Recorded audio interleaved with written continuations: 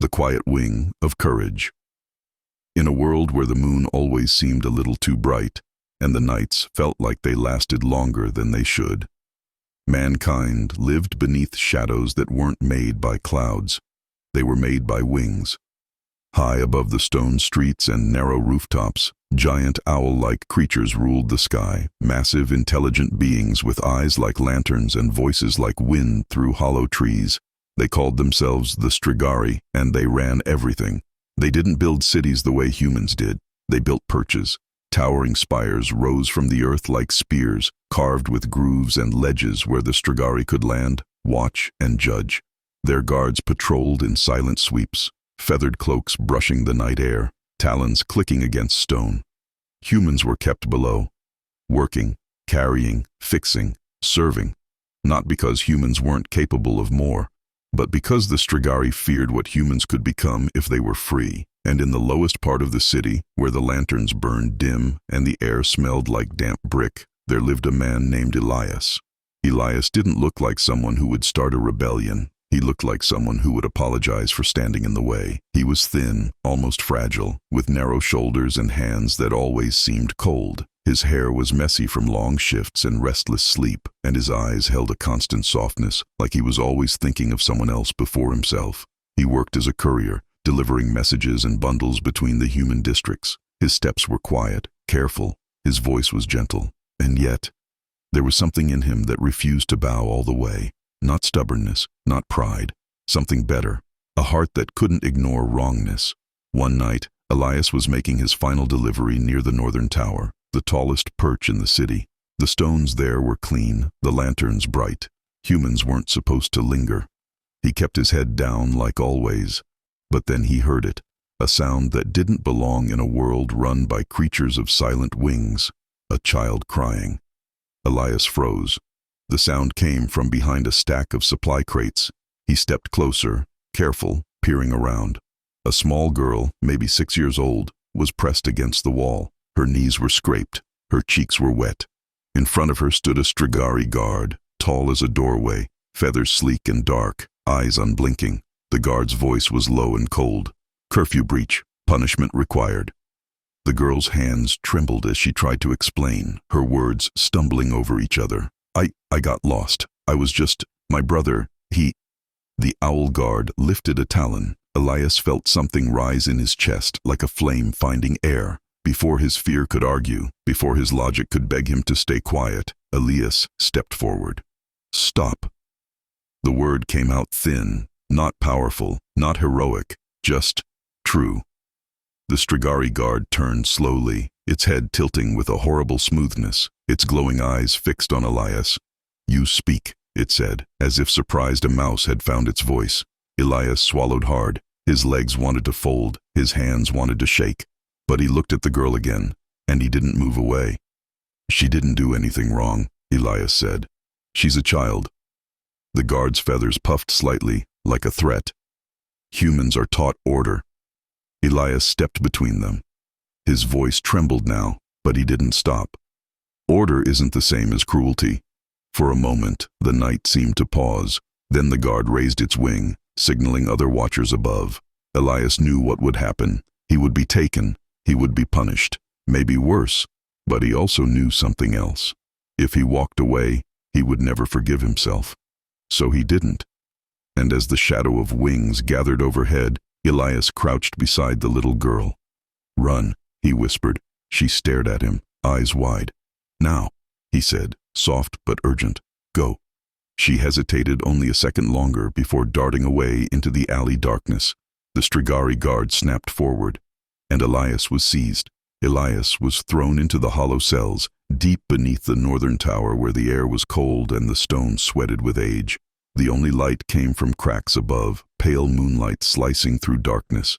He sat with his back against the wall, arms wrapped around his knees, shivering.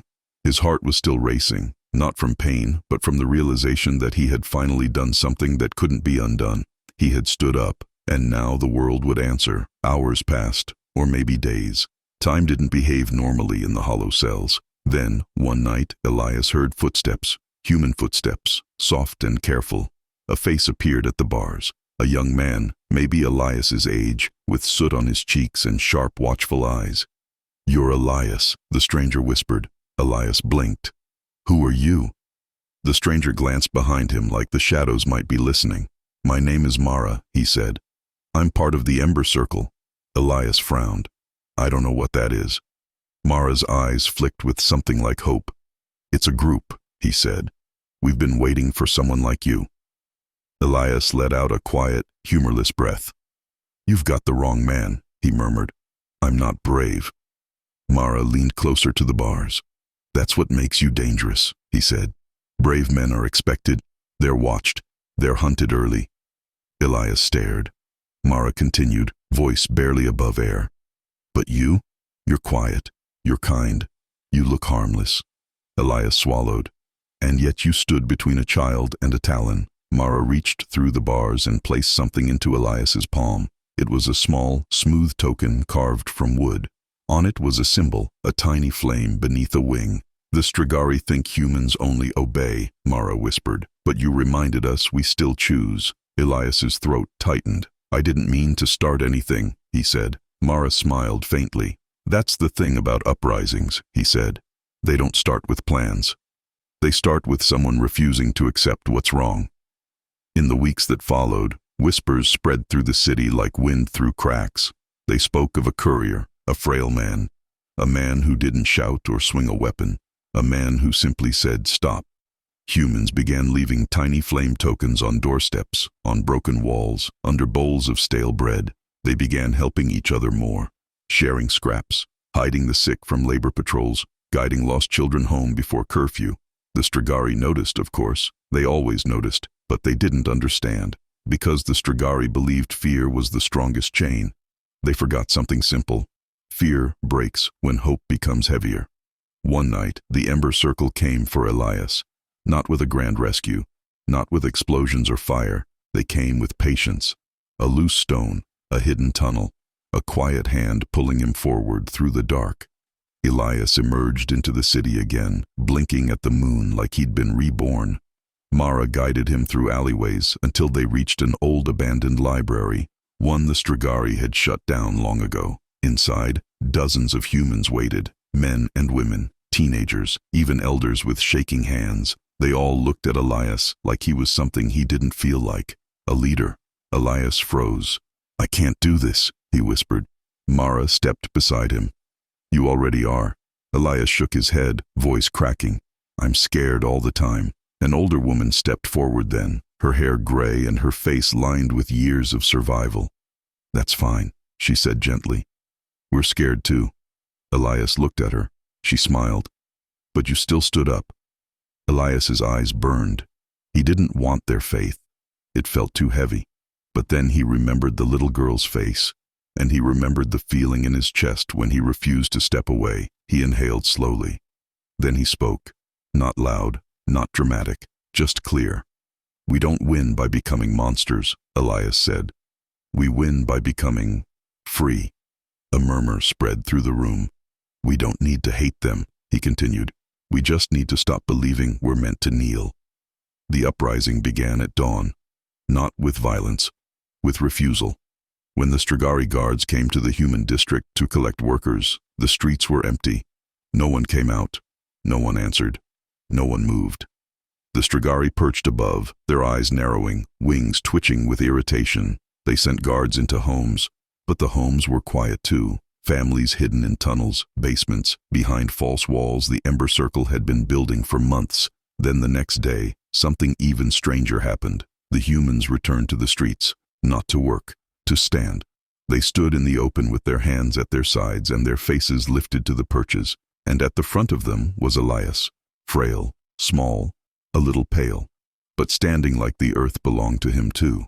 The largest Strigari ruler descended from the northern tower. Its feathers were white as bone, its eyes glowing a sharp gold. It stared at Elias. "You are disrupting order," it said. Elias's knees shook. He could feel it, his fear begging him to run. But behind him, he felt the presence of hundreds of humans, breathing, waiting, trusting. Elias lifted his chin. "No," he said. "We're ending slavery." The Strigari ruler's wings flared, creating a gust that made cloaks and hair whip backward. "You are weak," it hissed. "You are fragile." Elias's voice was quiet, but it carried. "Maybe," he said, "but I'm not wrong." The ruler leaned forward. "And what do you think you can do?" Elias swallowed. Then he did something the Strigari had never expected from a human. He offered a choice. "We can live under you," Elias said, "or beside you, but we will not live beneath you anymore." Silence. The Strigari ruler's eyes narrowed. For a moment, Elias thought it would strike him down. He braced himself. But then, something unexpected happened.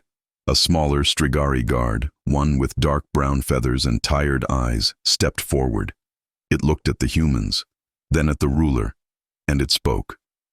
"Ruler," it said, voice uncertain. "They are not attacking." Another Strigari shifted on the perch, uneasy. "They are only standing." The ruler's beak tightened. But Elias understood something then. The Strigari were powerful, but they were also afraid. They had built their world on the belief that humans would never stand together, and now they were. The days that followed were tense. Negotiations began, slow, stubborn, filled with mistrust. But something had changed. The Strigari could punish one man, they could punish 10, but they couldn't punish an entire people without destroying the city they relied on. And for the first time, the Strigari realized that humans were not just labor. They were the heartbeat of the world. So the perches were lowered, the hollow cells were opened, the forced labor ended. The first human council was formed in the old library, now cleaned and lit with warm lanterns. And on the night the agreement was signed, the city felt different. The moon looked softer, the wind gentler. Elias sat on a rooftop ledge, wrapped in a blanket, watching the sky. Mara sat beside him, offering a piece of bread. "You did it," Mara said quietly. Elias shook his head. "We did it," he corrected. Mara smiled. Below them, humans walked freely through streets that had once been prisons, and above, the Strigari flew, not as rulers, not as hunters, just as creatures of the night sky. Elias looked up at the stars. He still felt timid. He still felt small, but he also felt something else. Peace. Because he had learned the truth that changed everything. You don't have to be strong to be brave. You just have to be willing to stand where it matters. Elias closed his eyes as the city breathed around him, alive, free, and finally waking into a better world. And for the first time in his life, he fell asleep without fear. The end.